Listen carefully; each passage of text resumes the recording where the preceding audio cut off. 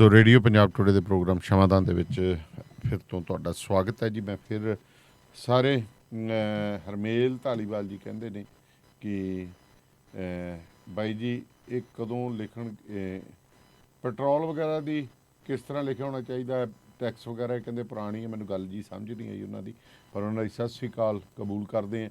ਸੋ programme ਸ਼ਮਾਦਾਨ ਦੇ ਵਿੱਚ ਹਮੇਸ਼ਾ ਹੀ ਅਸੀਂ ਤੁਹਾਡੇ ਨਾਲ ਜੁੜੀਆਂ ਅਹਿਮ ਗੱਲਾਂ ਜਿਹੜੀਆਂ ਨੇ ਉਹ ਅਹਿਮ ਮਸਲੇ ਨੇ ਜਿਹੜੇ ਉਹ ਸਾਂਝੇ ਕਰਦੇ ਹਾਂ।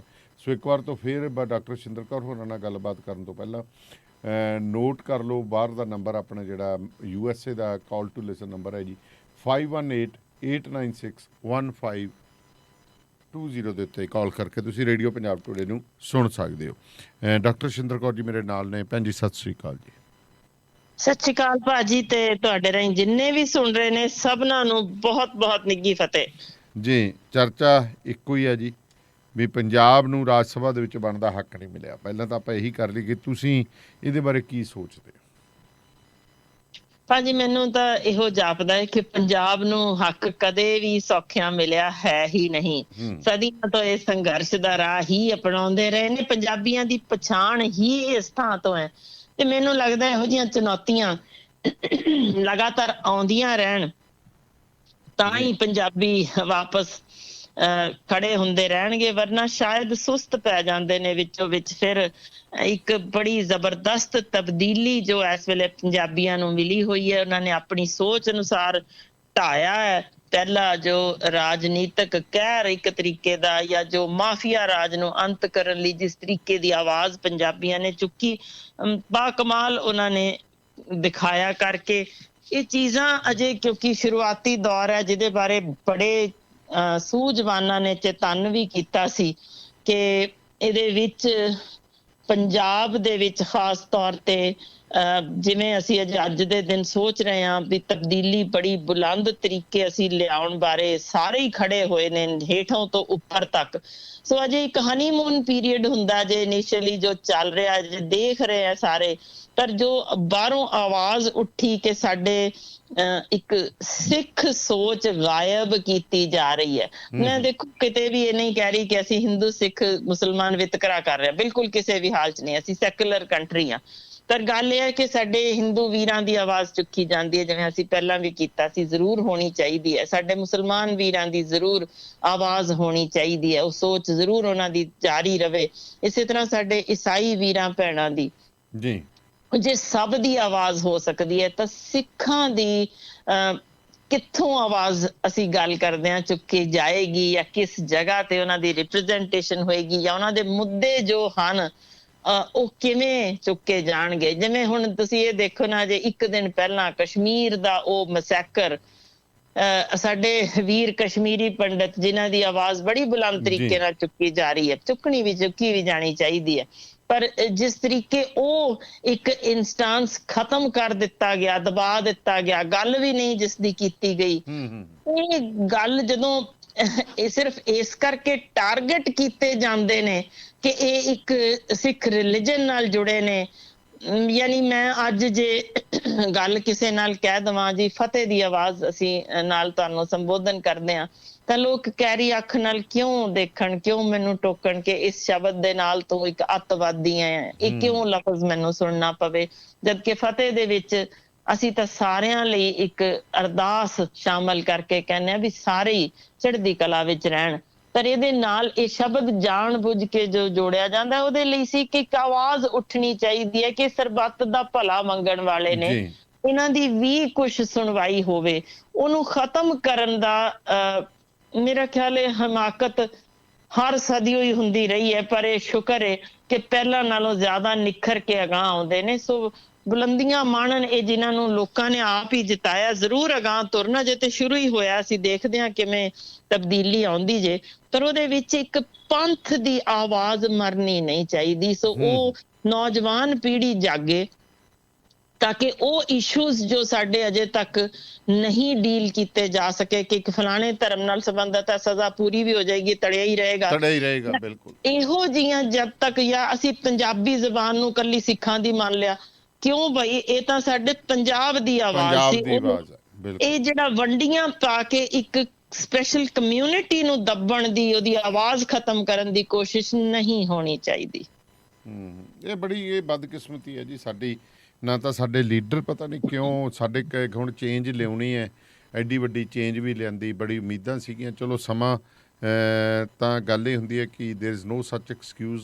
ਸੋ ਜਦੋਂ ਦਿਨ ਚੜ੍ਹ ਗਿਆ ਤਾਂ ਤੁਹਾਨੂੰ ਉੱਠਣਾ ਹੀ ਪਏਗਾ, ਕੰਮ ਕਰਨਾ ਹੀ ਪਏਗਾ, ਹਲ ਜੋੜਨਾ ਹੀ ਪਏਗਾ, ਨਹੀਂ ਤਾਂ ਬੱਤਰ ਸੁੱਕ ਜੂਗੀ। ਜੀ ਅਹਿਮ ਗੱਲ ਇਹ ਹੈ ਕਿ ਦੇਖੋ 1 ਸਾਲ ਨਹੀਂ, 2 ਸਾਲ ਨਹੀਂ, ਸਾਲ ਦਿੱਤੇ ਗਏ ਸਨ ਪੰਥ ਨਾਲ ਜੁੜੀ ਸੰਬੰਧਿਤ ਪਾਰਟੀ, ਜਿਸ ਨੂੰ ਲੋਕਾਂ ਨੇ ਪੂਰਨ ਰੂਪ ਵਿੱਚ ਨਕਾਰਿਆ ਕਿਉਂਕਿ ਉਹ ਪੰਥ ਤੋਂ ਕਿਤੇ ਬਹੁਤ ਪਰਾਂ ਤੁਰ ਗਏ ਸਨ। ਉਹ ਟੱਬਰ ਤੱਕ ਸੀਮਤ ਹੋ ਗਏ, ਜਿਸ ਕਾਰਨ ਲੋਕਾਂ ਨੇ ਉਹਨਾਂ ਨੂੰ ਇੰਨੀ ਜ਼ਬਰਦਸਤ ਤਰੀਕੇ ਨਾਲ ਗੱਦੀਆਂ ਧੂ ਕੇ ਲਾਇਆ। ਸੋ ਇਹੀ ਮੈਂ ਕਹਿ ਰਹੀ ਹਾਂ ਕਿ ਉਹ ਖਲਾ ਪੈਦਾ ਹੋ ਗਿਆ, ਜਿੱਥੇ ਇੱਕ ਸੈਕੂਲਰਿਜ਼ਮ ਨੂੰ ਵੀ ਚੰਗੀ ਤਰੀਕੇ ਤੁਰਨ ਲਈ ਇੱਕ ਆਪੋਜੀਸ਼ਨ ਰੀਅਲ ਪਾਰਟੀ ਦੀ ਜੋ ਲੋੜ ਸੀ ਉਹ ਮਨਫੀ ਹੈ। ਬਿਲਕੁਲ ਉਸੇ ਹੀ ਤਰ੍ਹਾਂ ਪੰਥ ਦੀ ਆਵਾਜ਼ ਚੁੱਕਣ ਵਾਲਾ ਮਨਫੀ ਇਸ ਵੇਲੇ ਹੈ, ਜੋ ਸਾਡੀ ਸਿਰਮੌਰ ਸੰਸਥਾ ਇਸ ਵੇਲੇ ਸਿਰਫ ਹੀ ਕਹਿ ਲਓ ਕਿ ਗੱਦੀ ਦੇ ਅਧੀਨ ਬੈਠੀ, ਉਹ ਕੁਰਸੀ ਦੇ ਅਧੀਨ ਦੱਬੀ ਬੈਠੀ ਆਵਾਜ਼ ਕੱਢ ਰਹੀ ਹੈ। ਉਹ ਨਹੀਂ ਚਾਹੀਦਾ। ਸਾਨੂੰ ਪੰਥ ਦੀ ਬੁਲੰਦ ਆਵਾਜ਼ ਦੀ ਲੋੜ ਹੈ, ਜਿੱਥੇ ਨੌਜਵਾਨ ਪੀੜ੍ਹੀ ਨੂੰ ਅਗਾਂਹ ਆਉਣਾ ਹੀ ਪੈਣਾ ਜੀ। ਬਿਲਕੁਲ, ਨੌਜਵਾਨਾਂ ਨੂੰ ਗੱਲ ਇਹੀ ਹੈ ਨਾ ਜੀ, ਨੌਜਵਾਨ ਪੀੜ੍ਹੀ ਨੂੰ ਅੱਗੇ ਆਉਣਾ ਪੈਣਾ, ਪਰ ਜਾਬਤੇ ਦੇ ਵਿੱਚ ਬੜਾ ਸਹਿਜਤਾ ਦੇ ਨਾਲ, ਕਿਉਂਕਿ ਕਈ ਜ਼ਿੰਮੇਵਾਰੀਆਂ ਇਹੋ ਜਿਹੀਆਂ ਹੁੰਦੀਆਂ ਜਿੱਥੇ ਅਸੀਂ ਜਦੋਂ ਅੱਗੇ ਲੱਗ ਜਾਂਦੇ ਤਾਂ ਸਾਨੂੰ ਮੈਚਿਓਰ ਹੋਣਾ ਪੈਂਦਾ, ਤੁਹਾਡਾ ਬਚਪਨ ਖਤਮ ਹੋ ਜਾਂਦਾ। ਜਦੋਂ ਤੁਸੀਂ ਛੋਟੀ ਉਮਰ ਦੇ ਵਿੱਚ ਨੌਕਰੀ ਲੱਗ ਜਾਂਦੇ ਹੋ, ਸ਼ਾਇਦ ਉਹ ਤੁਸੀਂ ਆਪਦੀ ਉਹ ਕਹਿੰਦੇ ਨਾ ਕਿ ਉਹ ਮੈਚਿਓਰਿਟੀ, ਜਿਵੇਂ NDA ਦੇ ਬੱਚੇ ਨੇ ਜਿਹੜੇ NDA 'ਚ ਆਉਂਦੇ ਨੇ, ਉਹ ਵਿਚਾਰੇ ਆਪਦੀ ਜਵਾਨੀ ਹੀ ਨਹੀਂ ਮਾਣ ਪਾਉਂਦੇ, ਕਿਉਂਕਿ 10+2 ਕੀਤੀ, NDA ਚਲੇ ਗਏ, ਉੱਥੇ ਅਫਸਰਾਂ ਵਾਲੀ ਟ੍ਰੇਨਿੰਗ ਸ਼ੁਰੂ ਹੋ ਗਈ, IMA ਚਲੇ ਗਏ, ਉੱਥੇ 1 ਸਾਲ ਦੀ ਟ੍ਰੇਨਿੰਗ ਕਰਕੇ ਉਹ ਫੌਜ 'ਚ ਆ ਗਏ। ਨਿੱਕੇ ਨਿੱਕੇ ਬਾਲ ਹੁੰਦੇ ਆ, ਵੱਡੀਆਂ ਜ਼ਿੰਮੇਵਾਰੀਆਂ ਬਣ ਜਾਂਦੀਆਂ, ਪਤਾ ਹੀ ਨਹੀਂ ਲੱਗਦਾ ਕਿ ਮੈਂ ਜਵਾਨ ਸੀ ਜਾਂ ਮੇਰੀ ਕੀ ਕਹਿੰਦੇ ਆਸ਼ਾ ਸੀ, ਇੱਥੇ ਮੈਂ ਖੜਨਾ ਸੀ, ਇੱਥੇ ਮੈਂ ਖੇਡਣਾ ਸੀ, ਇੱਥੇ ਮੈਂ ਚੌੜ ਕਰਨੀ ਸੀ। ਸਾਰੀ ਉਮਰ ਹੀ ਡਿਸਪਲਿਨ 'ਚ ਲੰਘ ਜਾਂਦੀ। ਬਿਲਕੁਲ ਬਿਲਕੁਲ ਸਹੀ ਕਹਿੰਦੇ ਹੋ, ਪਰ ਗੱਲ ਇਹ ਹੈ ਕਿ ਉਹਦੇ ਲਈ ਵੇਖੋ ਨਾ, ਇਹ ਜਿੰਨੀਆਂ ਵੀ ਅਸੀਂ ਕੁਰਬਾਨੀਆਂ ਜਾਂ ਕ੍ਰਾਂਤੀ ਦੇਖਾਂਗੇ ਤੇ ਇਹ ਨੌਜਵਾਨ ਪੀੜ੍ਹੀ ਹੀ ਲਿਆਈ ਸੀ। ਜੇ ਆਪਾਂ ਜਿਸ ਜ਼ਿਕਰ ਇਸ ਵੇਲੇ ਜਿੱਥੇ ਬੜੇ ਸਿਰਮੌਰ ਜ਼ਿਕਰ ਕੀਤਾ, ਮੈਂ ਇੱਕ ਪੀੜ ਹੈ ਜੋ ਸਾਂਝੀ ਕਰਨਾ ਚਾਹੁੰਦੀ ਹਾਂ, ਜੋ ਵੀਡੀਓ ਵਿੱਚ ਇੱਥੇ ਆਈਆਂ, ਫੋਟੋਜ਼ ਵੀ ਆਈਆਂ, ਕਿ ਅਸੀਂ ਸ਼ਹੀਦ ਭਗਤ ਸਿੰਘ ਵੀਰ ਨੂੰ ਬਹੁਤ ਚੰਗੇ ਤਰੀਕੇ ਉਹਨਾਂ ਨੂੰ ਯਾਦ ਵੀ ਕੀਤਾ। ਸਾਡੀ ਨੌਜਵਾਨ ਪੀੜ੍ਹੀ ਜੋ ਕਿ ਪਹਿਲਾਂ ਨਸ਼ਿਆਂ ਵੱਲ ਨੂੰ ਤੁਰੀ ਸੀ, ਨਿਕਲੀ ਇਸ ਵੇਲੇ ਜਿਸ ਤਰੀਕੇ, ਬਹੁਤ ਅੱਛਾ ਲੱਗਦਾ। ਪਰ ਉਹ ਜਦੋਂ ਇੱਕ ਪਾਸੇ ਫੋਟੋਆਂ ਦਿਖਾਈਆਂ ਜਾਣਗੀਆਂ, ਉਹ ਖੜੇ ਨੇ, ਵੀਡੀਓਜ਼ ਵਾਇਰਲ ਹੋਣ ਕੇ ਸਿਰਾਂ ਤੇ ਤਾਂ ਪੱਗਾਂ ਬੰਨੀਆਂ ਨੇ ਸ਼ਹੀਦ ਭਗਤ ਸਿੰਘ ਦੀਆਂ, ਪਰ ਠੇਕੇ 'ਚ ਧੱਕੇ ਖਾ ਰਹੇ ਨੇ ਬੋਤਲਾਂ ਫੜਨ ਲਈ। ਇਹ ਚੀਜ਼ਾਂ ਪੀੜ ਦਿੰਦੀਆਂ ਨੇ ਕਿਤੇ ਦਿਲ ਦੇ ਅੰਦਰ ਡੂੰਘੀ, ਕਿ ਅਸੀਂ ਸੋਚ ਨਾਲ ਨਹੀਂ ਜੁੜੇ, ਅਸੀਂ ਬਾਹਰੀ ਪਹਿਰਾਵੇ ਨਾਲ ਜੁੜ ਗਏ ਹਾਂ। ਉਹ ਸੋਚ ਉਜਾਗਰ ਕਰਨ ਦੀ ਲੋੜ ਹੈ। ਜ਼ਰੂਰ ਬੜੀ ਵੱਡੀ ਪੱਧਰ ਤੇ ਲੋਕ ਉਸ ਨਾਲ ਜੁੜੇ ਹੋਏ ਨੇ, ਪਰ ਫਿਰ ਵੀ ਅਜੇ ਲੋੜ ਜੇ ਸੰਘਰਸ਼ ਉਹ ਜਾਰੀ ਰਹਿਣਾ ਚਾਹੀਦਾ। ਬਿਲਕੁਲ। ਤੇ ਹੁਣ ਥੋੜਾ ਜਿਹਾ ਆਪਾਂ ਟੌਪਿਕ ਬਦਲ ਲਈਏ ਜੀ। ਜੀ ਜ਼ਰੂਰ। ਤੇ ਗੱਲ ਚਰਚਾਵਾਂ ਜਿਹੜੀਆਂ ਨੇ ਖੁਰਾਕ ਨਾਲ ਜਿਹੜੀ ਹੈ, ਹਰ ਕੋਈ ਪੁਰਾਣੇ ਕਹਿੰਦਾ ਪੁਰਾਣੇ ਬੰਦਿਆਂ 'ਚ ਬੜੀ ਤਾਕਤ ਸੀ, ਪੁਰਾਣੀਆਂ ਖੁਰਾਕਾਂ 'ਚ ਬੜੀ ਤਾਕਤ ਸੀ। ਹਰੇਕ ਬੰਦਾ ਕਹਿੰਦਾ ਇੱਥੋਂ ਤੱਕ ਕਿ ਪੁਰਾਣੀਆਂ ਗੱਡੀਆਂ ਵੀ ਬੜੀਆਂ ਵਧੀਆ ਹੁੰਦੀਆਂ ਸੀ।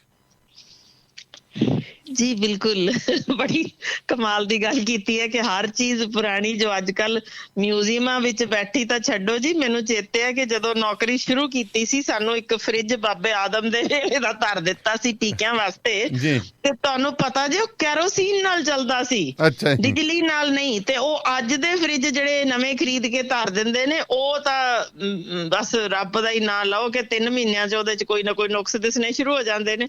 ਤੇ ਉਹ ਫ੍ਰਿਜ ਮੇਰੇ ਤੋਂ ਵੀ ਪਹਿਲਾਂ ਦਾ, ਯਾਨੀ ਕਿਤੇ 16 ਸਾਲ ਪੁਰਾਣਾ ਦਾ ਤੁਰਿਆ ਆਂਦਾ ਮਜਾਲ ਹੈ, ਉਹਨੂੰ ਕਦੇ ਰਿਪੇਅਰ ਦੀ ਵੀ ਲੋੜ ਪੈਂਦੀ ਹੋਏ ਉਹ ਕੈਰੋਸੀਨ ਤੇ ਹੀ ਤੁਰੇ ਗਿਆ, ਬਿਜਲੀ ਦੀ ਲੋੜ ਹੀ ਨਹੀਂ ਸੀ।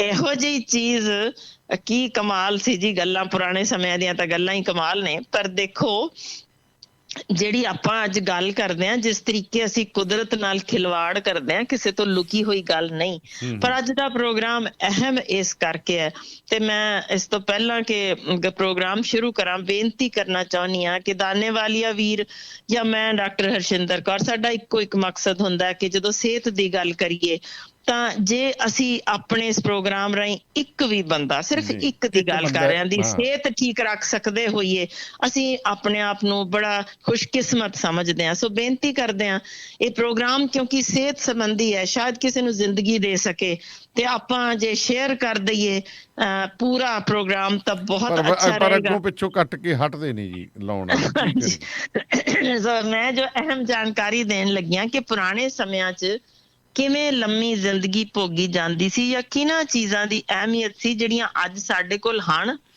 ਬਹੁਤ ਤਾਂ ਸਾਰੀਆਂ ਅਸੀਂ ਜ਼ਾਇਆ ਕਰ ਚੁੱਕੇ, ਪਰ ਸਾਨੂੰ ਸ਼ਾਇਦ ਪਤਾ ਹੀ ਨਹੀਂ ਕਿ ਅੱਛਾ ਜੀ ਇਹਦੇ ਵਿੱਚ ਵੀ ਇੰਨਾ ਕੁਝ ਲੁਕਿਆ ਪਿਆ। ਸ਼ਾਇਦ ਪ੍ਰੋਗਰਾਮ ਪੂਰੇ 'ਚ ਉਹ ਸਾਰੀ ਗੱਲ ਨਾ ਹੋ ਸਕੇ, ਕੁਝ ਅਗਲੇ ਪ੍ਰੋਗਰਾਮ 'ਚ ਕਰ ਦਿਆਂਗੇ। ਜੀ ਪਰ ਮੈਂ ਜ਼ਿਕਰ ਤੁਹਾਨੂੰ ਉੱਥੋਂ ਸ਼ੁਰੂ ਕਰਾਂਗੀ ਜਦੋਂ ਪੁਰਾਣੀਆਂ ਹੱਡੀਆਂ, ਯਾਨੀ 1.9 ਮਿਲੀਅਨ ਸਾਲ ਪੁਰਾਣੀ ਵੀ ਜਿਹੜੀ ਕੋਈ ਲਾਸ਼ ਲੱਭੀ ਏ, ਜਾਂ ਪੁਰਾਣੀਆਂ ਹੱਡੀਆਂ, ਜਾਂ ਜਿਹੜੇ ਉਸ ਸਮੇਂ ਦੀਆਂ ਬੂਟੀਆਂ ਜਿਹੜੀਆਂ ਜਿਹੜੀਆਂ ਕਿ ਪੱਥਰਾਂ ਤੇ ਜਿਨ੍ਹਾਂ ਦੇ ਉਕਰੇ ਹੋਏ, ਜਾਂ ਕੋਈ ਅੰਸ਼ ਪੁਰਾਣੇ ਜਿਹੜੇ ਮਿਲੇ ਹੋਏ, ਉਹਨਾਂ ਤੋਂ ਕੀ ਕੁਝ ਲੱਭਿਆ ਗਿਆ। ਉਹ ਲਾਸ਼ਾਂ ਦੇ ਦੰਦਾਂ 'ਚ ਫਸੇ ਅੰਸ਼, ਉਹਨਾਂ ਦੀ ਅੰਤੜੀਆਂ 'ਚ ਪਏ ਅੰਸ਼, ਉਹਨਾਂ ਦੀ ਸਰੀਰ ਦੇ ਅੰਦਰਲੀ ਬਣਤਰ, ਜਾਂ ਉਹਨਾਂ ਦੇ ਵਿੱਚ ਬਿਮਾਰੀ ਰਹਿਤ ਹਿੱਸੇ ਜੀ ਕਿਵੇਂ ਰਹੇ, ਆਪਾਂ ਉਹ ਗੱਲ ਕਰ ਲੈਣੇ। ਕਿਉਂਕਿ ਜਿਹੜੇ ਉਹਨਾਂ ਦੇ ਦੰਦਾਂ 'ਚ ਫਸੇ ਅੰਸ਼ ਸੀ, ਉਹਨਾਂ ਵਿੱਚੋਂ ਲੱਭੇ ਜੋ ਉਹ ਸੀ ਕਿ ਇੱਕ ਤਾਂ ਸਾਨੂੰ ਪਤਾ ਹੀ ਹੈ ਕਿ ਉਦੋਂ ਖੇਤੀਬਾੜੀ ਜਦੋਂ ਤੱਕ ਨਹੀਂ ਸੀ ਆਉਂਦੀ, ਉਦੋਂ ਸ਼ਿਕਾਰ ਹੀ ਕੀਤਾ ਜਾਂਦਾ ਸੀ। ਇਹ ਗੱਲ ਹਾਰਵਰਡ ਮੈਡੀਕਲ ਸਕੂਲ ਦੇ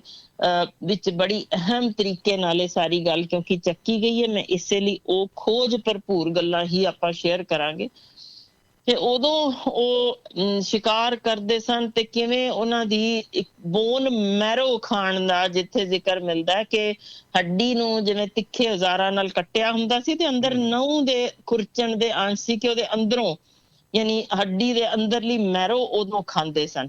ਫਿਰ ਉਹਦੇ 'ਚ ਕੱਛੂ ਕੁੰਮੇ ਖਾਣ ਦੇ ਉਹਨਾਂ ਦੇ, ਜਾਂ ਮੱਛੀਆਂ ਖਾਣ ਦੇ, ਉਹ ਸਾਰੇ ਅੰਸ਼ ਲੱਭੇ ਗਏ। ਫਿਰ ਉਹਨਾਂ ਨੇ ਦੇਖਿਆ ਕਿ ਇਹਨਾਂ ਦੇ ਕੀੜੇ ਮਕੌੜੇ ਖਾਣੇ, ਉਸ ਸਮੇਂ ਦੇ ਪੱਤੇ ਜਾਂ ਫੁੱਲ ਜਾਂ ਸਖਤ ਬੀਜਾਂ ਦੇ ਕੁਝ ਹਿੱਸੇ ਦੰਦਾਂ 'ਚ ਫਸੇ ਹੋਣੇ, ਇਹ ਸਾਰੀਆਂ ਚੀਜ਼ਾਂ 'ਚੋਂ ਉਹਨਾਂ ਨੇ, ਜੋ ਇੱਕ ਖੋਜੀ ਸਨ ਚੋਟੀ ਦੇ, ਜਿਨ੍ਹਾਂ ਨੇ ਸਾਰੇ ਰਿਪੋਰਟਸ ਕੀਤੀਆਂ, ਮੈਂ ਉਹਨਾਂ ਦੇ ਨਾਮ ਲੈ ਦਿੰਦੀ ਹਾਂ, ਸ਼ਿਪਮੈਨ ਨੇ, ਸਲਵੈਜੀਓ ਹੈ, ਮਿਸਟਰ ਪੌਟ ਨੇ, ਮਿਸਟਰ ਬੰਨ ਨੇ, ਮਿਸਟਰ ਲੈਂਡ, ਮਿਸਟਰ ਰਿਵੇਰਾ, ਸਾਰੇ ਡਾਕਟਰ ਨੇ ਜਿਨ੍ਹਾਂ ਨੇ ਸਾਰੀਆਂ ਖੋਜਾਂ ਕੀਤੀਆਂ। ਸੋ ਉਸ ਆਧਾਰ ਨੂੰ ਆਪਾਂ ਰੱਖਾਂਗੇ। ਉਹਦੇ ਵਿੱਚ ਹੁਣ ਹੁੰਦਾ ਕੀ ਸੀ, ਇਹਨਾਂ ਨੇ ਦੇਖਿਆ ਕਿ ਪੁਰਾਣੇ ਸਮੇਂ ਦੇ ਮਨੁੱਖ ਜਿੱਥੇ ਲੰਬੀ ਜੀ ਖੋਪੜੀ ਸੀ, ਜਾਂ ਉਹਨਾਂ ਦੇ ਦੰਦ ਅਗਲੇ ਤਿੱਖੇ, ਜਾਂ ਉੱਥੋਂ ਤੋਂ ਹੌਲੀ ਹੌਲੀ ਤਬਦੀਲੀ ਕਿਵੇਂ ਸ਼ੁਰੂ ਹੋਈ ਕਿ ਪਹਿਲਾਂ ਸ਼ਿਕਾਰ ਤਰ੍ਹਾਂ ਦੇ ਦੰਦ ਹੁੰਦੇ ਸੀ, ਵੀ ਉਦਾਂ ਹੀ ਜਿਵੇਂ ਸ਼ੇਰ ਦੇ ਸਾਈਡਾਂ ਤੋਂ ਤਿੱਖੇ ਨਿਕਲਦੇ ਕਿ ਇਹਨਾਂ ਨੇ ਪਾੜਨਾ ਮਾਸ। ਫਿਰ ਹੌਲੀ ਹੌਲੀ ਇਹਨਾਂ ਨੇ ਦੇਖਿਆ ਅੰਤੜੀਆਂ ਉਸ ਤਰੀਕੇ ਦੀਆਂ ਸੀ ਜਿਹਦੇ ਵਿੱਚ ਹਰ ਤਰ੍ਹਾਂ ਦੀ ਸਖਤ ਕੱਚੀ ਚੀਜ਼ ਖਾਧੀ ਜਾਣ ਵਾਲੇ ਤਰੀਕੇ ਦੀ ਹੀ ਅੰਤੜੀ ਸੀ, ਜਿੱਥੇ ਯਾਨੀ ਸਭ ਕੁਝ ਹਜ਼ਮ ਹੋ ਸਕਦਾ ਹੋਵੇ। ਉਹਦੇ ਨਾਲ ਦੇਖਿਆ ਗਿਆ ਕਿ ਜਦੋਂ ਮੈਜੋਰਿਟੀ ਇਹ ਸੀਗੀ ਜਿਹੜੀ ਡਾਇਟ ਨਾਨ ਵੈਜੀਟੇਰੀਅਨ ਕਿਉਂਕਿ ਜਲਦੀ ਰਹੀ, ਤਾਂ ਉਦੋਂ ਤੋਂ ਲੈ ਕੇ ਉਹਨਾਂ ਦੇ ਮਨੁੱਖੀ ਦਿਮਾਗ ਦਾ ਵਿਕਾਸ ਖਾਸ ਤੌਰ ਤੇ ਐਕੁਆਟਿਕ ਐਨੀਮਲਸ ਯਾਨੀ ਸਮੁੰਦਰੀ ਜੀਵ ਜਿਹੜੇ ਇਹਨਾਂ ਨੇ ਖਾਧੇ, ਉਹਨਾਂ ਦੇ ਨਾਲ ਮਨੁੱਖੀ ਦਿਮਾਗ ਦਾ ਵਿਕਾਸ ਬਹੁਤ ਤੇਜ਼ੀ ਨਾਲ ਹੋਇਆ। ਸੋ ਇਹ ਉਹਨਾਂ ਨੇ ਰਿਸਰਚ ਕੱਢ ਕੇ ਪਹਿਲੀ ਤਾਂ ਰੱਖੀ ਕਿ ਜਿਹੜੇ ਸਮੁੰਦਰੀ ਜੀਵਾਂ ਨਾਲ ਜੋ ਉਸ ਸਮੇਂ ਦਾ ਜਨੌਰ ਰੂਪਾ ਸਾਡਾ ਆਦਮੀ ਸੀ, ਉਹਦੇ ਵਿੱਚੋਂ ਮਨੁੱਖ ਕਿਵੇਂ ਹੌਲੀ ਹੌਲੀ ਤਬਦੀਲ ਹੋਣ ਲੱਗਾ। ਫਿਰ ਜਿਵੇਂ ਜਿਵੇਂ ਖੇਤੀਬਾੜੀ ਦੀ ਤਰੀਕ ਉਹਨਾਂ ਨੂੰ ਆਇਆ, ਜਾਂ ਜਿਵੇਂ ਹੌਲੀ ਹੌਲੀ ਉਹ ਵੈਜੀਟੇਰੀਅਨ ਬਣਨ ਲੱਗਿਆ, ਤਾਂ ਕੁਝ ਚੇਂਜਸ ਹੋਰ ਹੋਈਆਂ ਜਿਨ੍ਹਾਂ ਨਾਲ ਤਬਦੀਲੀ ਇਹ ਦਿਸੀ ਕਿ ਤੁਸੀਂ ਜਿਹੜੇ ਪਿਛਲੇ ਦੰਦ ਸਾਡੇ ਚਬਾਉਣ ਵਾਲੇ ਆ ਉਸ ਤਰ੍ਹਾਂ ਦੇ, ਉਹ ਹੌਲੀ ਹੌਲੀ ਦੇਖਿਆ ਕਿ ਮੈਸਟੀਕੇਸ਼ਨ ਜਿਵੇਂ ਜਾਨਵਰ ਕਰਦੇ ਨੇ ਉਦਾਂ ਦੀ। ਤੇ ਪਰ ਅੰਤੜੀਆਂ ਦਾ ਸਾਡਾ ਅਜੇ ਵੀ ਜੋ ਤਬਦੀਲੀ ਪੂਰਨ ਰੂਪ ਵਿੱਚ ਐਜ਼ ਵੈਜੀਟੇਰੀਅਨ ਨਹੀਂ ਹੋਈ। ਬਹੁਤ ਚੀਜ਼ਾਂ ਨੇ ਅੱਜ ਵੀ, ਜਿਵੇਂ ਆਇਰਨ ਜਾਂ ਹੋਰ ਚੀਜ਼ਾਂ ਜਿਹੜੀਆਂ ਅਸੀਂ ਸਬਜ਼ੀ ਰਾਹੀਂ ਅਬਜ਼ੋਰਬ ਸਾਡਾ ਸਰੀਰ ਕਰ ਹੀ ਨਹੀਂ ਸਕਦਾ, ਯਾਨੀ ਉਸ ਤਰ੍ਹਾਂ ਦਾ ਅਜੇ ਵੀ ਪੂਰਨ ਤਬਦੀਲੀ ਨਹੀਂ ਹੋਈ ਇੰਨੇ ਮਿਲੀਅਨ ਸਾਲਾਂ 'ਚ। ਪਰ ਹੁਣ ਫਿਰ ਫਰਕ ਕੀ ਪਿਆ? ਇਹ ਸਬਜ਼ੀਆਂ ਨਾਲ ਜੋ ਫਰਕ ਦੇਖਿਆ ਗਿਆ ਕਿ ਕੁਛ ਸਬਜ਼ੀਆਂ ਜਿਹੜੀਆਂ ਬਾ ਕਮਾਲ ਅਸਰ ਵਿਖਾਉਂਦੀਆਂ ਸੀ, ਜਿਹੜੀਆਂ ਕੈਂਸਰ ਤੱਕ ਹੋਣ ਤੋਂ ਰੋਕ ਵੀ ਰਹੀਆਂ ਸੀ, ਦੂਜੇ ਪਾਸੇ ਪਾਰਕਿੰਸਨ ਵਰਗੇ ਰੋਗ ਪੈਦਾ ਵੀ ਕਰਦੀਆਂ ਸਨ, ਕੁਝ ਕਿਸਮ ਦੇ ਕੈਕਟਸ ਸਨ। ਫਿਰ ਇਸ ਤੋਂ ਇਲਾਵਾ ਅਨੇਕ ਅਜਿਹੀਆਂ ਖੋਜਾਂ ਜਿਨ੍ਹਾਂ ਵਿੱਚ ਕੁਝ ਜਿਵੇਂ ਫਰਜ਼ ਕਰੋ ਉਦੋਂ ਦੀ ਸਮੇਂ ਦੀ ਪੱਤ ਗੋਭੀ, ਪੁਰਾਣੀਆਂ ਜੰਗਲੀ ਗਾਜਰਾਂ ਜਿਹੜੀਆਂ ਲੱਭੀਆਂ, ਉਹਨਾਂ ਵਿੱਚ ਕੇਲ ਪੱਤੇ, ਬਰੋਕਲੀ, ਉਹ ਇੰਨੀਆਂ ਤਬਦੀਲੀਆਂ ਹੋ ਗਈਆਂ ਕਿ ਉਹਨਾਂ ਨੇ ਕਿਹਾ ਕਿ ਲਗਭਗ 8 ਤੋਂ 10,000 ਸਾਲ ਪਹਿਲਾਂ ਤੋਂ ਹੁਣ ਤੱਕ ਦੀ ਗਾਜਰ ਵੀ ਜਿਵੇਂ ਉਸ ਸਮੇਂ ਇਸ ਵੇਲੇ ਤੋਂ 4 ਗੁਣਾ ਲੰਬੀ ਸੀ। ਉਹਦੇ ਚ ਤੱਤ ਬੜੇ ਕਮਾਲ ਦੇ ਸਨ ਜਿਹੜੇ ਬੇਅੰਤ ਬਿਮਾਰੀਆਂ ਤੋਂ ਬਚਾ ਸਕਦੇ ਸਨ। ਉਦੋਂ ਗਾੜੀ ਜਾਮਨੀ ਤੋਂ ਹੌਲੀ ਹੌਲੀ ਲਾਲ ਹੁੰਦੀ ਗਾਜਰ ਦੇ ਤੱਤ 1/3 ਰਹਿ ਗਏ। ਬਿਲਕੁਲ ਇੰਝ ਹੀ ਜਿਵੇਂ ਮੈਂ ਹੁਣ ਦੱਸਿਆ ਕਿ ਉਦੋਂ ਦੇ ਕੇਲ ਪੱਤੇ ਜਾਂ ਬਰੋਕਲੀ ਜਿਨ੍ਹਾਂ ਚ ਐਂਟੀ ਕੈਂਸਰ ਜਾਂ ਡਾਇਬਟੀਜ਼ ਰੋਕਣ ਦੇ ਅੰਸ਼ ਜਾਂ ਹੋਰ ਇੰਨਾ ਕੁਛ, ਪੱਤ ਗੋਭੀ ਵਰਗੀ ਚੀਜ਼ ਵੀ, ਜਿਵੇਂ ਡਾਇਨਾਸੌਰ ਵੱਡੇ ਸਨ ਜੋ ਉਸ ਸਮੇਂ ਦੇ ਜਾਨਵਰ ਵੱਡੇ ਸਨ, ਇਹ ਪੱਤ ਗੋਭੀ ਵੀ ਆਲਮੋਸਟ ਕਹਿ ਲਓ 1/5 ਕਾ ਹਿੱਸਾ ਹੀ ਰਹਿ ਗਿਆ ਸਾਈਜ਼ ਦੇ, ਇਸ ਸਾਈਜ਼ ਦੀ ਆ ਚੁੱਕੀ ਹੈ।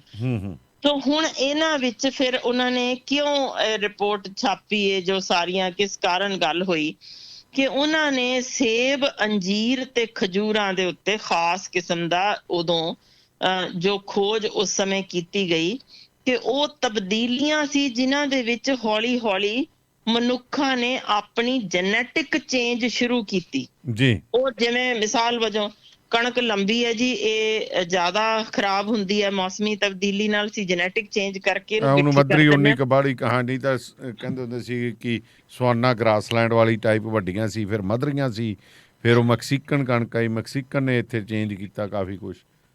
ਜੀ ਬਿਲਕੁਲ ਐਸੇ ਹੀ ਤਰ੍ਹਾਂ ਹੌਲੀ ਹੌਲੀ ਹਰ ਸਬਜ਼ੀ ਦੀ, ਤੁਸੀਂ ਜਾ ਕੇ ਕੈਲੀਫੋਰਨੀਆ ਦੀ ਗਾਜਰ ਖਾ ਲਓ ਤੇ ਇੱਥੇ ਦੀ ਖਾ ਲਓ, ਤੁਹਾਨੂੰ ਅੰਦਾਜ਼ਾ ਹੋ ਜਾਏਗਾ। ਬਿਲਕੁਲ ਜੀ, ਇੰਡੀਆ ਦੀ ਗਾਜਰ ਤਾਂ ਦੁਨੀਆ ਭਰ ਚ ਨਹੀਂ ਲੱਭਦੀ ਕਿਤੇ। ਬਿਲਕੁਲ। ਸੋ ਇਹ ਤਬਦੀਲੀਆਂ ਜੋ ਹੌਲੀ ਹੌਲੀ ਜੈਨੇਟਿਕ ਆ ਰਹੀਆਂ ਨੇ, ਉਹਨਾਂ ਨਾਲ ਜਿੱਥੇ ਖੁਰਾਕ ਦੇ ਨਾਲ ਹੁੰਦੀਆਂ ਅਲਰਜੀਜ਼ ਜਾਂ ਖੁਰਾਕ ਦੇ ਇਸ ਤਰ੍ਹਾਂ ਦੀ ਤਬਦੀਲੀ ਨਾਲ ਹੁੰਦੇ ਵੱਧਦੇ ਜਾਂਦੇ ਕੈਂਸਰ, ਜੋ ਪੇਟ ਤੇ ਅੰਤੜੀਆਂ ਦੇ ਪੁਰਾਣੇ ਸਮਿਆਂ ਦੀਆਂ ਤੇ ਹੁਣ ਦੇ ਵਿੱਚ ਬੇਅੰਤ, ਤੁਸੀਂ ਕੋਈ ਪਰਸੈਂਟੇਜ ਹੀ ਨਹੀਂ ਛੱਡੀ, ਕਿਉਂਕਿ 306% ਦੀ ਗੱਲ ਕਰਦੇ ਨੇ, ਇੰਨਾ ਵੱਧ ਚੁੱਕਾ।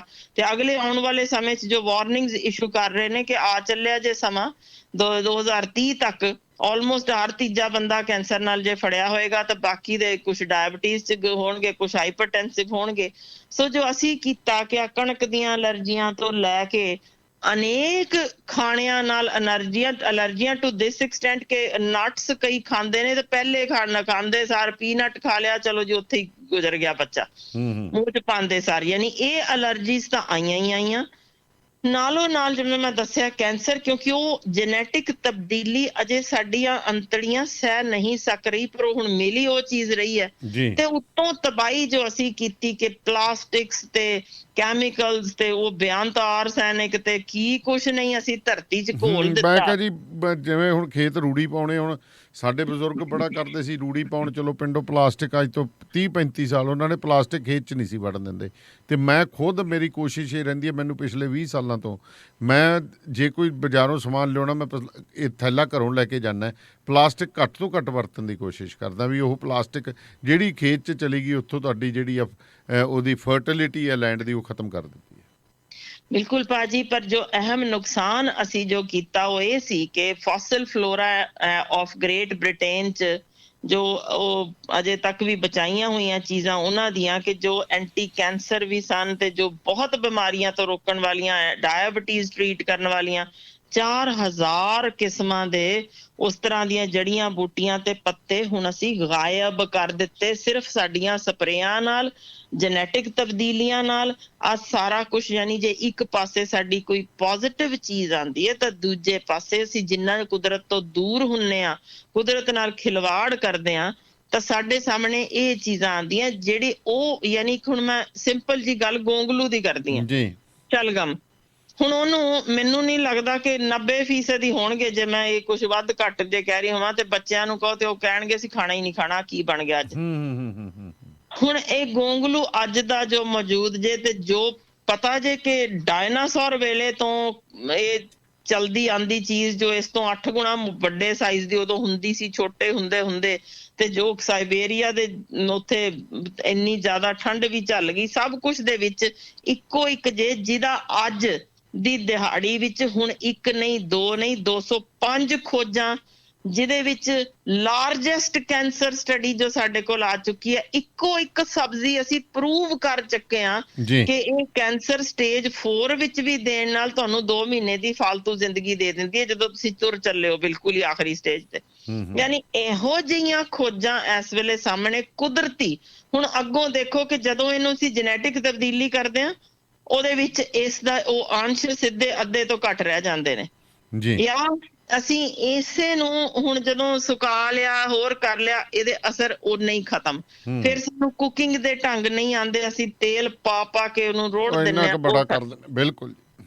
ਹੁਣ ਇਹਦੇ ਵਿੱਚ ਜਿਸ ਤਰੀਕੇ ਇਹ ਅਸੀਂ ਇੱਕ ਹੋਰ ਵਾਰਨਿੰਗ ਜੋ ਮੈਂ ਸ਼ੇਅਰ ਕਰਨਾ ਆਪਣੇ ਵੀਰਾਂ ਭੈਣਾਂ ਨਾਲ, ਉਹਨਾਂ ਨਾਲ ਚਾਹੁੰਦੀ ਹਾਂ ਜੋ ਸਾਡੇ ਵਤਨੋਂ ਪਾਰ ਬੈਠੇ ਨੇ, ਕਿਉਂਕਿ ਇਹ ਲੇਟੈਸਟ ਜੋ ਚੀਜ਼ ਸਾਹਮਣੇ ਆਈ ਹੈ ਕਿ ਇਸ ਵੇਲੇ WHO ਨੇ ਇੱਕ ਵਾਰਨਿੰਗ ਜਾਰੀ ਕੀਤੀ ਹੈ ਕਿ ਬਾਕੀ ਤਾਂ ਅਸੀਂ ਸਾਰੀਆਂ ਖੁਰਾਕਾਂ 'ਚ ਸੱਤਿਆਨਾਸ਼ ਕੀਤਾ ਹੀ ਹੈ, ਪਰ ਇਹ ਜਿਹੜੇ ਹੁਣ ਨੰਬਰ 1 ਕਿਲਰ ਬਣ ਰਿਹਾ ਸਾਡੇ ਯੂਥ ਵਿੱਚ ਵੀ, ਜਿਹੜੇ ਇੰਟੈਸਟਾਈਨ ਦਾ ਕੈਂਸਰ ਬਣ ਰਿਹਾ, ਉਹਦੇ ਲਈ ਪ੍ਰੋਸੈਸਡ ਭਾਵੇਂ ਮੀਟ ਹੋਏ ਜਾਂ ਵੈਜੀਟੇਬਲਸ, ਇਹ ਸਟ੍ਰਿਕਟਲੀ ਬੰਦ ਕਰ ਦਿਓ। ਸਾਡੇ ਬਹੁਤ ਸਾਰੇ ਵੀਰ ਭੈਣ ਲਿਆਂਦੇ ਨੇ ਫਰੀਜ਼ਰ 'ਚ ਆਪਣੇ, ਧਰ ਦਿੰਦੇ ਨੇ, ਫਰੋਜ਼ਨ ਸਮਾਨ ਆਇਆ ਖਾਵਾਂਗੇ, ਜਿਨ੍ਹਾਂ 'ਚ ਉਹਨਾਂ ਨੇ ਵਾਰਨਿੰਗ ਇਸ਼ੂ। ਤੁਸੀਂ ਇਹ ਹਿਸਾਬ ਲਾ ਲਓ, ਇੱਥੋਂ ਤੱਕ ਦੀ ਸਟੇਟਮੈਂਟ ਹੈ ਵਰਲਡ ਹੈਲਥ ਆਰਗੇਨਾਈਜੇਸ਼ਨ ਦੀ ਕਿ ਜਿਵੇਂ ਸਮੋਕਿੰਗ ਦੇ ਉੱਤੇ ਲਿਖਦੇ ਨੇ ਇਟ ਕਾਜ਼ਸ ਕੈਂਸਰ, ਬਿਲਕੁਲ ਇਸੇ ਤਰ੍ਹਾਂ ਇਹ ਵਾਰਨਿੰਗ ਲਿਖੋ ਕਿ ਇਹਦੇ ਉੱਤੇ ਇਹ ਜਿਹੜੇ ਪ੍ਰੋਸੈਸਡ ਮੀਟਸ ਨੇ ਦੇ ਕੈਨ ਕਾਜ਼ ਕੈਂਸਰ। ਇਹ ਚੀਜ਼ ਵਾਰਨਿੰਗ ਲਿਖਣੀ ਹੈ, ਕਿਉਂਕਿ ਇਹਨਾਂ ਵਿੱਚ ਹੈਟਰੋਸਾਈਕਲਿਕ ਅਮੀਨ, ਪੋਲੀਸਾਈਕਲਿਕ ਐਰੋਮੈਟਿਕ ਹਾਈਡਰੋਕਾਰਬਨ ਤੇ ਐਨ ਨਾਈਟ੍ਰੋਸੋ ਕੰਪਾਊਂਡ ਪੜ੍ਹ ਲਿਓ, ਇਹਦੇ ਵਿੱਚ ਪਾਇਆ ਜਾਂਦਾ ਉਹਨੂੰ ਤਰੋਤਾਜ਼ਾ ਰੱਖਣ ਲਈ। ਤੇ ਉਹ ਨੇ ਜਿਵੇਂ sausage, ham, hot dog, beef jerky, biltong, salami, ਇਹ ਸਾਰੀਆਂ ਚੀਜ਼ਾਂ ਉਹਦੇ 'ਚ ਸ਼ਾਮਲ ਨੇ। ਪ੍ਰੋਸੈਸਡ ਵੈਜੀਟੇਬਲਸ ਜਿਹੜੀਆਂ ਵਿੱਚ ਏਦਾਂ ਪਾ ਦਿੰਦੇ ਨੇ, ਪ੍ਰੋਸੈਸਿੰਗ ਦੇ ਨਾਲ ਕੈਂਸਰ ਹੋਣ ਦਾ ਖਤਰਾ ਸਾਡੀ ਨੌਜਵਾਨ ਪੀੜ੍ਹੀ ਨੂੰ 20% ਜੇ ਇਹੀ ਨੇ ਜਿਹੜੇ ਤੁਹਾਨੂੰ ਡਾਇਬਟੀਜ਼ ਵਾਲੇ ਪਾਸੇ ਤੋਰਦੇ ਨੇ, ਹਾਈਪਰਟੈਂਸ਼ਨ ਵੱਲ ਦਿੰਦੇ ਨੇ, ਲਿਵਰ ਡੈਮੇਜ ਕਰਦੇ ਨੇ, ਕਿਡਨੀ ਡੈਮੇਜ ਕਰਦੇ ਨੇ। ਸੋ ਇਹਨਾਂ ਦੀ ਇਹ ਵਾਰਨਿੰਗ ਸਦਕਾ ਹੀ ਇਹ ਵੀ ਬਰਗਰ ਪੈਟੀਜ਼ ਜੋ ਇਹ ਸਾਰਾ ਕੁਛ ਸਾਡੇ ਬੱਚਿਆਂ ਦਾ ਨਾਸ ਮਾਰ ਰਹੇ ਨੇ।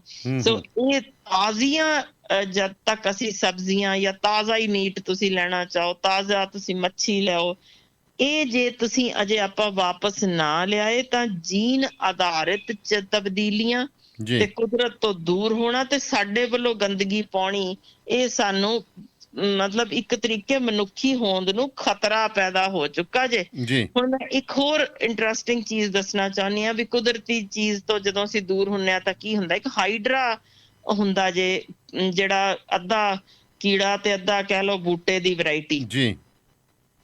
ਇਹ ਹੁਣ ਇੱਕੋ ਇੱਕ ਅਜੇ ਤੱਕ ਖੋਜ ਸਟਾਰਟ ਹੋਈ ਹੈ ਜਿਹੜੀ ਕਈ ਸਾਲਾਂ ਤੋਂ ਚਲਦੀ ਆ ਰਹੀ ਸੀ, 80-85 ਸਾਲਾਂ ਤੋਂ, ਜਿਸ ਦਾ ਉਹਨਾਂ ਨੇ ਫਸਟ ਇੱਕ ਹਿਊਮਨ ਬੀਇੰਗ ਤੇ ਟਰਾਇਲ ਕੀਤਾ। ਉਹ ਹਾਈਡਰਾ ਅਸਲ 'ਚ ਏਦਾਂ ਦੀ ਚੀਜ਼ ਹੈ ਵੀ ਉਹਦਾ ਸਿਰ ਵੀ ਵੱਢ ਦਿਓ ਤੇ ਦੁਬਾਰਾ ਉੱਗ ਜਾਂਦਾ, ਬਿਲਕੁਲ, ਬਾਹਾਂ ਵੱਢ ਦਿਓ ਤੇ ਉੱਗ ਜਾਂਦੀਆਂ। ਹੁਣ ਉਸ ਦੇ ਜੀਨ ਨੂੰ ਲੈ ਕੇ ਇੰਨੇ ਸਾਲਾਂ ਦੀ ਰਿਸਰਚ ਕਰਨ ਬਾਅਦ ਫਸਟ ਹਿਊਮਨ ਬੀਇੰਗ ਜਿਹਦਾ ਜੇ ਪੂਰੀ ਆਇਡੈਂਟੀਟੀ ਨਹੀਂ ਡਿਸਕਲੋਜ਼ ਕੀਤੀ ਗਈ, ਸਭ ਕੁਝ ਲੁਕਾਇਆ ਗਿਆ, ਪਰ ਟਰਾਇਲ ਬੇਸ ਤੇ ਉਹਨੂੰ ਇਹੀ ਉਹਦੇ ਅੰਦਰ ਜੀਨ ਪਾਇਆ ਗਿਆ।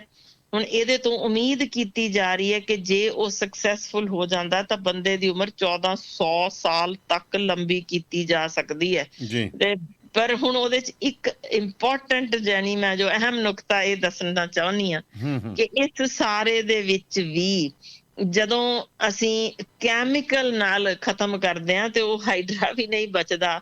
ਰੱਬ ਦਾ ਵਾਸਤਾ ਇਸ ਪ੍ਰੋਗਰਾਮ ਰਾਹੀਂ ਜੇ ਅਸੀਂ ਇੰਨਾ ਕੀ ਸਮਝਾ ਸਕੀਏ ਵੀ ਅਸੀਂ ਪਲਾਸਟਿਕਸ ਜਾਂ ਇਹ ਜੋ ਅਸੀਂ ਕੈਮੀਕਲ ਸਪਰੇਜ਼ ਤੇ ਸਾਰਾ ਕੁਛ ਜਿਨ੍ਹਾਂ ਵਿੱਚ ਸ਼ਾਇਦ ਸਾਨੂੰ ਸਮਝ ਵੀ ਨਹੀਂ ਕਿ ਅਸੀਂ ਜੋ ਕਰੋਨਾ ਦੌਰਾਨ ਕੀਤਾ ਤਾਂ ਮੈਂ ਉਹ ਜ਼ਰੂਰ ਸਾਂਝੀ ਕਰਦਾ ਕਿਉਂਕਿ ਮੇਰੀ ਗੱਲ ਨਹੀਂ ਹੈ। ਵਰਲਡ ਹੈਲਥ ਆਰਗੇਨਾਈਜੇਸ਼ਨ ਵੱਲੋਂ ਚੇਤਾਵਨੀਆਂ ਨੇ ਕਿ ਜਿੰਨਾ ਅਸੀਂ ਵੱਧ ਇਹ ਕਲੀਨ ਕਰਨ ਲਈ ਅਸੀਂ ਆਹ ਲੈਣਾ, ਅਸੀਂ ਅੱਤ ਦਾ ਕੁਇੰਟਲਾਂ ਦੇ ਹਿਸਾਬ ਨਾਲ ਪੀ ਗਏ ਨਾ ਜਿਹੜਾ ਅਸੀਂ ਉਹ ਯਾਨੀ ਸਿਰਫ ਇੱਕ ਕਰੋਨਾ ਦੇ ਡਰ ਖਣੋ ਕੰਪਨੀ ਨੂੰ ਬਿਲੀਅਨਸ ਦਾ ਅਸੀਂ ਫਾਇਦਾ ਦੇ ਦਿੱਤਾ।